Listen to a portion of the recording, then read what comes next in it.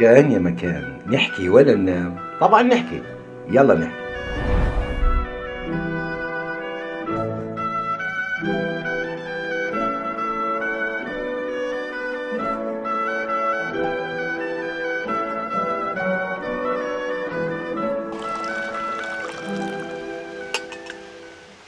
أهلا وسهلا أهلا وسهلا أهلين. والله عازمكم على كوباية شاي من ألف ليلة وليلة. شاي اللي كانوا يعملوها زمان كانت غير، كانت سودة.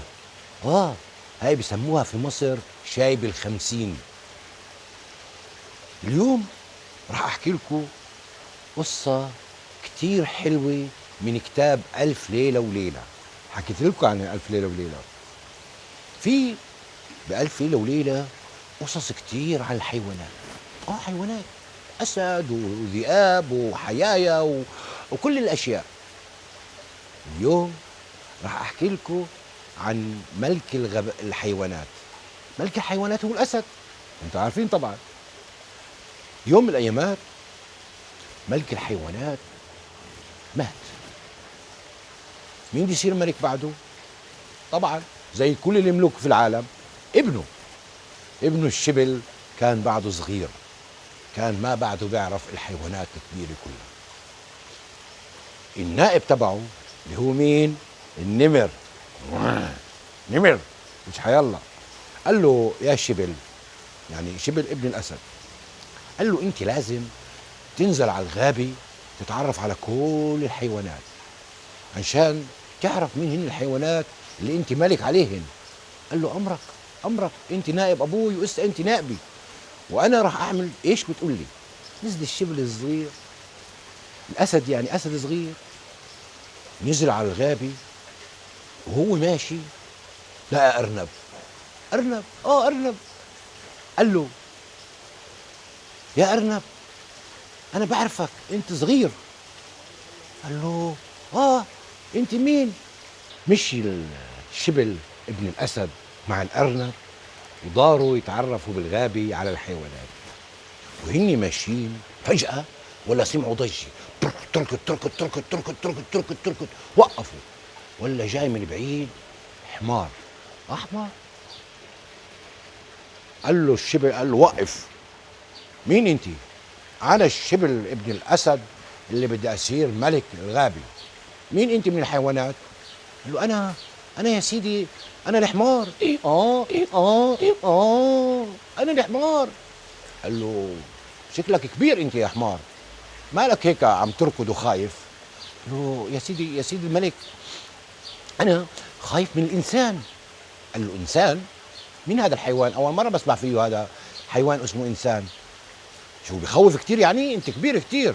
قال له يا سيدي انت بتعرفش ايش بيعمل فيه الانسان بيجيبني بحط على ظهري اشي اسمه سرج، وبعدين بحط خرج، وبالخرج في من هون كيس ومن هون كيس، وبصير يحط غراب وبربطني من رقبتي، بصير يطلع يمشي فيي ويشغل لي ليل نهار ليل نهار ليل نهار، ويروح على السوق ويجيب غراض ويحط راوح اولاده ومرته وكل وهو علي بيهلكني هلك.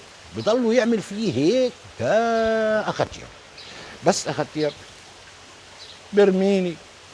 برميني مع الحيوانات البرية، يمكن حدا ياكلني، مش عارف شو اعمل يا سيدي. قال له هذا شكله الحيوان اللي اسمه انسان، هذا خطير كبير، خليك هون انا الملك انا بحميك. قال له يا سيدي مش عارف اذا انت بتقدر تحميني لانه هذا الانسان قوي كتير. فجأة وهن واقفين هيك ولا سمعوا كمان صوت ضجة، تركت تركت تركت تركت تركت تركت تركت. الحمار ما سمع الضجة وش افلخ فليخ هرب. قال له قال له لا ما استناش، اكيد هذا الانسان. فجأة ولا جاي من بعيد وغبرة هيك كتير حصان كبير حلو جميل. قال له هوب. قال له إيه مالك؟ قال له انا الشبل ملك الغابة الجديد محل ابوي الاسد. مين انت من الحيوانات؟ قال له انا يا سيدي الملك انا الحصان. قال له حصان؟ واو، ما اكبرك يا حصان، والقد انت كبير وخايف. من ايش خايف؟ قال له يا سيدي الملك انا خايف من الانسان. اوه كمان مرة الانسان، مين هذا الحيوان اللي اسمه انسان؟ شكله هذا اشي ضخم كبير واكبر منك لانه انت خايف منه. قال له يعني مش بالضبط هيك، بس انت لو تعرف شو بيعمل في هذا الانسان. شو بيعمل فيك؟ احكي لي. قال له يا سيدي الملك، لو تعرف شو بيعمل في هذا الانسان. قال له احكي لي، انا الملك ولازم اعرف كل اشي، تفضل احكي احكي. قال له شوف يا سيدي الملك، هذا الانسان بخدني بحط بتمي اشي اسمه الجام، وهذا الجام من حديد وبربطني بحبلي، وبصير يقول لي يمين بروح يمين، شمال بروح شمال، وبقدرش اعمل اشي. شو بقول لي لازم اعمله، كل ما شد علي ب... تمي بتوجع، بصير اركض، بصير ياخذني بحرط علي، بركب علي، بخدني على الحرب، بخدني على محلات باكل هوايات، بضلوا يعمل فيي هيك ليل نهار ليل نهار، بحرط له الارض، وبس اكبر واختير شو بيعمل فيي؟ بوديني للحامين، بيعمل مني نكنيك. عارف شو يعني نكنيك؟ يعني سجق، وباخدش لا حمد ولا شكر. قال له شكله هذا الانسان خطير كتير، خليك جنبي هون وانا بحميك. قال له يا سيدي الملك يعني انت مش عارف هذا الانسان اشي خطير. قال له لا ولا يهمك، خليك هون. شوي ولا سمعوا ضجه من بعيد، تركض تركض تركض تركض تركض. الحصان لما سمع الضجه قال لك هذا الانسان هرب. قال له استنى شوي. قال له لا بستناش، هذا اكيد الانسان. فجاه ولا جاي من بعيد جمل، جمل كبير كبير. قال له الشبل ستوب، هوب، مين انت من الحيوانات؟ انا الملك تبع الحيوانات، ابن الاسد الشبل، ابوي مات وانا صرت ملك، انت مين؟ قال له مين انت؟ قال له انا يا سيدي الملك، انا الجمل. قال له جمل؟ ولا مقبرك، وليش هيك عم تركض خايف؟ من ايش خايف؟ انت لازم يخافوا منك، مش تخاف من حدا. قال له يا سيدي الملك انت لو بتعرف من ايش انا هربان. قال له من ايش؟ احكي لي. قال ما اكبرك، انا هربان من الانسان. قال له انسان؟ كمان مره الانسان؟ مين هذا الحيوان اللي اسمه انسان؟ بدي اعرف عليه، انا راح احميكم منه. قال له يا سيدي الانسان، يا سيدي الملك انت مش عارف شو هذا الانسان بيعمل فيي. قال له شو بيعمل فيك؟ احكي لي تفضل. قال له شوف، اول اشي بيشتريني، بعد ما بيشتريني بحط على ظهري اشي اسمه هودج، والهودج هذا زي اوضه كبيره صغيره، اوضه صغيره هيك بحطه على ظهري، بركبوا علي اشي 4 5 6 بني ادمين، بحملهن، بمشيني بالصحراء، بجوعني، باكلش 40 يوم، بضلني صايم 40 يوم وانا مش ماكل، وبربطني بنام بالفلا، لا ظهر ولا بيت ولا شيء، كله تحت الشمس، واغلب الشغل بالصحراء، وسموني سفينه الصحراء. طلع اجرين اكبرين، الاجر هيك كبيره. ليش؟ عشان انا اجري ما بتخفش في الرمل في الصحراء، عشان هيك سموني سفينه الصحراء. قال له طب منيح. قال له بس الانسان ما بيرحب، لما بكون بالصحراء جوعان ولا عطشان بذبحني، بموتني، بقيم المي اللي انا خزنتها لإلي بكل لحمي، وشو بيعمل فيه؟ قال له طب خليك هون ولا يهمك انا بحميك. شوي ولا سمعوا صوت خرفشه من بعيد،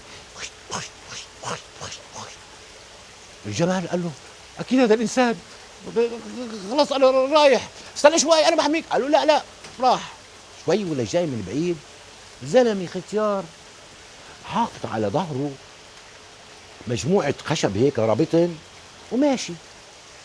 قال له هداك الشبل، قال له هوب ستوب، مين انت؟ قال له انا يا سيدي الملك انا نجار. نجار؟ شو يعني نجار؟ قال له يعني انا بعمل اشياء من خشب، طاولات، خزاين، بيوت من خشب، كل شيء، شبابيك من خشب. قال له شو هذا اللي على ظهرك؟ قال له هاد لون الخشبات، والله وصاني عليهن النمر، قال لي بدي تعمل لي بيت يحميني من الانسان. قال له النمر؟ النائب تبعي وصاك على بيت يحميه من الانسان؟ ليش النمر؟ لازم تعمل لي البيت الي. قال له لا يا سيدي الملك، هسه انا بعمل للنمر البيت وبعدين برجع بعمل لك البيت الك. قال له لا لا لا لا، انا الملك، تعمل لي البيت الي اول. قال له طيب يا سيدي الملك بعمل لك البيت الك. قام الخشبات عن ظهره وبنى قفص كبير، قال له هذا هو البيت. قال له هذا البيت؟ قال له بس يا سيدي الملك لازم تفوت على البيت عشان نقيس اذا كان بيجي على قدك مريح لإلك. قال له طيب. فات فات الاسد الصغير على القفص. اجى الزلمه هذا النجار سكر عليه الباب وقفل. قال له عرفت مين انا؟ قال له لا، مين انت؟ قال له انا الانسان، وياني حبستك بالقفص وإسا انا ماخذك. قال له فلتني ما فلتني. قال له انا الانسان، العقل عندي اذكى من كل الحيوانات. وهيك عرفنا شو بيعمل الانسان. وتوتا توتا خلصت الحتوته. وهاي قصتنا حكيناها وعليكم رميناها.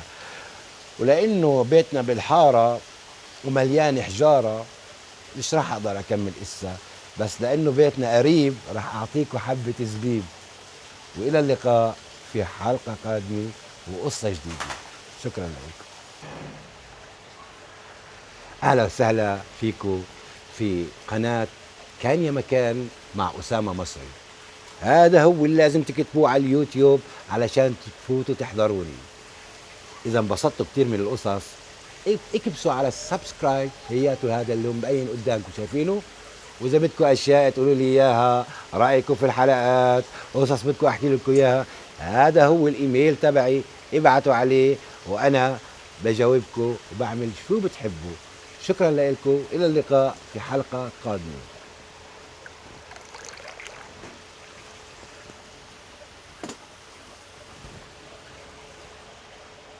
مم.